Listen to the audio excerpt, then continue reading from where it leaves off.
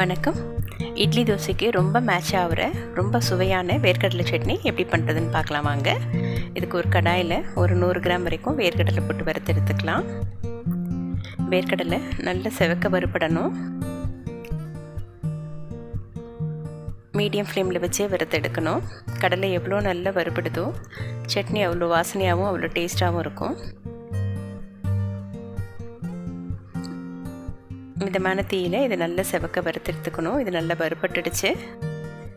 இதை எடுத்துகிட்டு ஆற வச்சு தோலை உரித்து எடுத்து வச்சுக்கலாம். அதே வானிலையில் ஒரு 1/4 டீஸ்பூன் எண்ணெய் விட்டுக்கிறேன். அதோட 2 காஞ்ச மிளகாய், 3 வெடிகை சில்லி சேர்த்துக்கிறேன். இந்த வெடிகை சில்லி நல்ல கலர் கொடுக்கும் சட்னிக்கு. அதோட ரொம்ப நல்ல வாசனை இருக்கும். மிளகாய் கட்டாயமாக வறுத்து சேர்த்துக்கோங்க. வேர்க்கடலையோட இந்த வெடிகை சில்லி சேரும்போது ரெண்டோட வாசனையும் ரொம்ப அமர்க்கலமாக இருக்கும். இது நல்லா செவக்க வறுப்பட்டுணும். இது நல்லா வறுப்பட்டோன்னே ஸ்டவ் ஆஃப் பண்ணிவிட்டு அதிலே 2 பல்லு பூண்டு, ஒரே ஒரு கொட்டை புளி அதில் சேர்த்துக்கிறேன். சட்டியோட சூட்லேயே அதை நல்லா வறுத்து விட்டுக்கலாம்.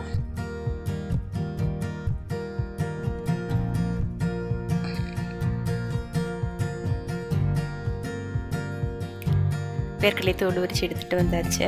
மிளகாய், புளி, பூண்டோட ஒரு 10 தேங்காய் எடுத்து வச்சுருக்கிறேன். அதிக தேங்காய் தேவையில்லை, ஒரே ஒரு 10 இருந்தால் போதுமானதாக இருக்கும். இதோட இந்த சட்னிக்கு தேவையான உப்பையும் சேர்த்துக்கிறேன். சேர்த்துட்டு நல்லா மிக்சியில் அரைச்சி எடுத்துகிட்டு வந்துக்கலாம். சட்னி அரைச்சாச்சு. நல்ல க்ரீமியாக கலர்ஃபுல்லாக வேர்க்கடலை சட்னி ரெடி ஆகிடுச்சு. இட்லி தோசையோட ரொம்ப அட்டகாசமாக இருக்கும். இதை தாளிச்சிடலாம். கொஞ்சம் கடலெண்ணெய் விட்டுக்கிறேன். கடலெண்ணெயை தாளிக்கும் போது ரொம்ப வாசனையாக இருக்கும் சட்னி. எண்ணெய் காஞ்சோன்னு கொஞ்சம் கடுகு, சீரகம் ரெண்டுத்தையும் சேர்த்து கடுகு நல்லா பொரிஞ்ச உடனே அதோட கொஞ்சம் உளுத்தப்பருப்பையும் சேர்த்துக்கிறேன்.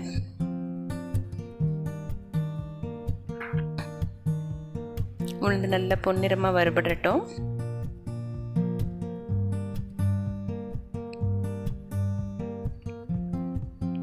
உளுந்து நல்லா வறுபட்டுடுச்சு.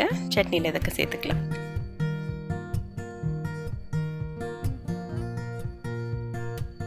இட்லி தோசைக்கு ரொம்ப மேட்ச் ஆகிற அட்டகாசமான வேர்க்கடலை சட்னி ரெடி.